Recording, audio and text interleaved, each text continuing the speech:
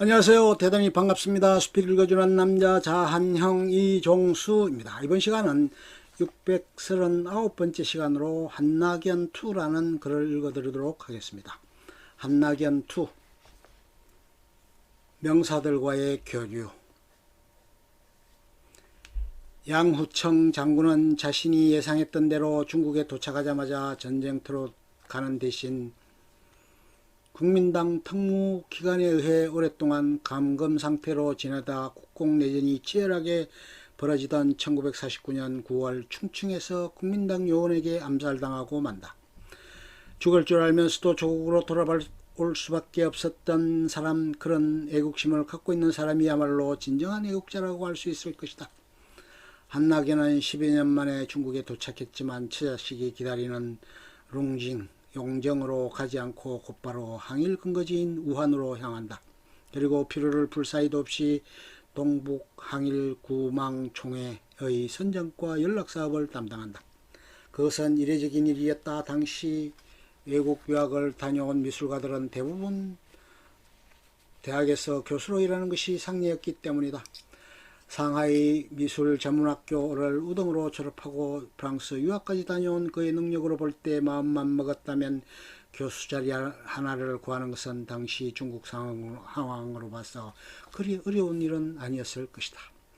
당시 중국 공산당의 지도자이던 저우원라이의 지시를 직접 받고 있던 동북 항일 구망총회는 중국 관내 동국민들을 항일의 대일에 동참시키기 위해 방공이란 반월간 잡지를 발간하고 있었다. 이후 이 잡지의 표지 그림에는 한낙연의 그림이 자주 등장했다. 그와 함께 한낙연은 중국인의 항일 의지를 불도두기 위해 대형 글개 그림을 그리기도 했는데 그가 그린 글개 그림 중 대표적인 것이 전민항전이다. 또한 그는 중국에서 활동하는 외국 인사들과도 사귀게 된다. 이때 그가 교류한 사람들로는 유명 인사가 상당수 포함되어 있다. 아그네스 스메들리를 비롯해 중국의 붉은별로 유명해진 에그너 스노, 뉴질랜드 출신 작가로 누구보다 중국과 중국인을 사랑했던 레위 엘리 등이 그들이다. 그리고 중국 기자로는 처음으로 중국 공산당의 대장정을 보도해서 유명해진 판창장, 범장강 등 진보적 중국 지식인들과도 밀접한 관계를 갖는다. 그야말로 동분서주하던 시기였다. 혁명의 근거지 옌안 방문. 당시 마오쩌둥을 비롯한 중국 공산당 지도부는 대장정을 끝낸 후 옌안의 근거지를 형성하고 있었다. 루거우 차오 사건으로 제2국공합작이 시작되면서 중국 공산당과 국민당은 속내는 각기 달랐지만 겉으로 보기엔 한집 살림을 하고 있었다. 우한에서 활동하고 있는 그에게 당시 중국 공산당의 혁명 근거지인 옌안으로 들어갈 수 있는 기회가 찾아왔다. 1938년 10월 저우원라이와 쿼머러, 곽말약가 이끄는 정치부 제3층에서 문화예술 분야에 종사하는 예술인들의 옌안 창간 방문단을 조직했던 것이다. 그도 그중 한 사람으로 옌안을 방문했다. 그가 옌안을 방문할 당시 그곳에는 비록 소수이긴 하지만 조선인들이 머물고 있었다. 항일 군정대학의 음악교수로 재직하고 있던 옌안송의 작곡가 정율성도 그 중 한 사람이다. 전라도 광주 출신인 정율성은 1933년 중국 상하이로 건너와 어혈단 활동을 하면서 음악을 배우던 크리노와 교수로부터 뛰어난 재능을 인정받고 이탈리아 유학을 지휘받았으나 거절하고 오히려 예난으로 들어갔다. 그리고 항일전을 수행하던 중국인이 즐겨 부르던 예난송과 팔로군 행진곡을 작곡한다. 팔로군 행진곡은 훗날 중국 공산당 정권 수립 이후 중국 인민해방군가로 공식 채택된다. 이처럼 비록 분야는 다르지만 조선인으로 음악과 미술 분야에서 탁월한 재능을 발휘한 두 사람이 예난에서 만났을 법도 하지만 안타깝게도 그들의 만남을 뒷받침하는 그 어떤 증거도 아직 발견되지 않고 있다.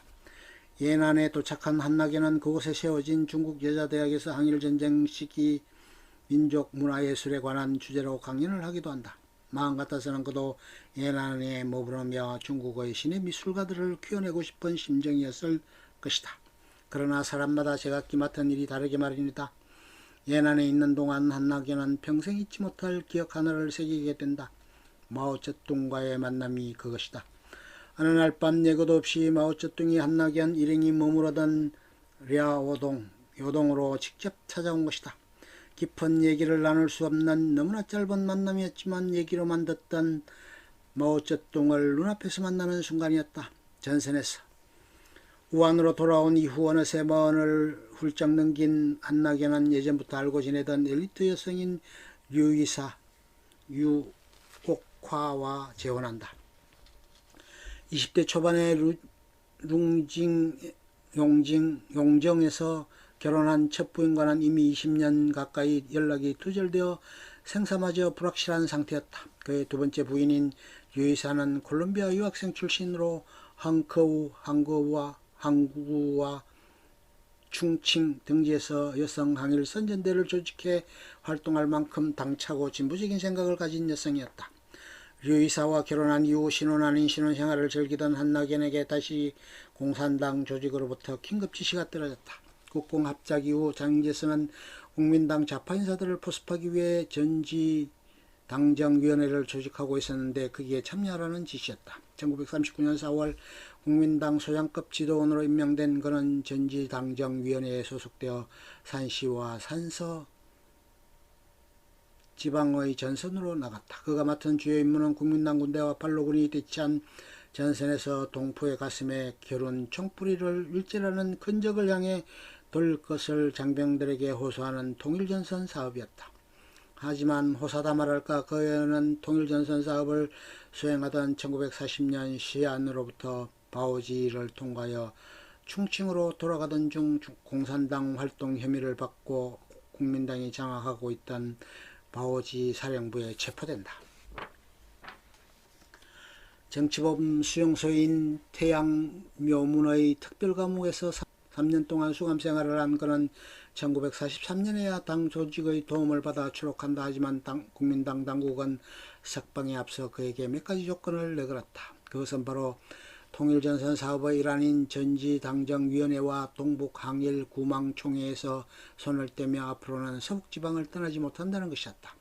그보다 더 심한 조건은 바로 그림은 그리되 노동하는 대중은 그리지 못하는 조건이었다. 화가로서는 치명적인 조건이었지만 그는 받아들일 수밖에 없었다. 감옥 안에서 밥만축 내고 있는 것보다는 밖으로 나가 혁명의 디딤돌이 될 돌멩이 하나라도 옮기는 것이 가치 있다고 생각했기 때문이다. 이때의 심정에 대해 훗날 그는 주변 사람들에게 이런 말을 남겼다. 국민당 정권은 내게 풍경화와 정물화만 그리게 하고 노동대중은 그리지 못하게 함으로써 그들이 지배하는 세상이 태평한 것처럼 보이겠다. 하지만 그것은 손바닥으로 하늘을 가릴 만큼 부질없는 짓이었다. 그는 국민당 감시를 피할 수 있는 교묘한 방법을 찾아냈던 것이다. 풍경하라 해서 풍경만 담을 수 없는 노릇이다. 풍경 속엔 때로는 사람, 특히 들판에서 일하는 농부의 모습도 담길 수 있는 것이다. 이처럼 그는 국민당 특무에게 험잡히지 않을 정도로 교묘한 수법으로 노동 현장의 사람들을 자신의 작품에 포함시켰다. 한편 추록한 이후 몸을 추스르기도 전에 상부와의 끊어진 선을 복구하러 나선 그에게 상부에서는 당분간 하가 신분을 유지한 채 통일전선 사업에 몰두하는 방법을 강구해보라는 지시를 내렸다. 오랫동안 놓고 있던 붓을 다시 잡을 수 있는 좋은 기회였다. 이 시기에 그는 드넓은 중국 대륙 속으로 들어가 수많은 풍경과 풍속화를 그린다. 그리고 그렇게 그려진 작품들을 모아 시안, 란저우 등지에서 개인전을 열며 화가로서의 새 출발을 준비한다. 끝. 좋으면 좋아요, 구독, 알림 설정 눌러주세요. 감사합니다.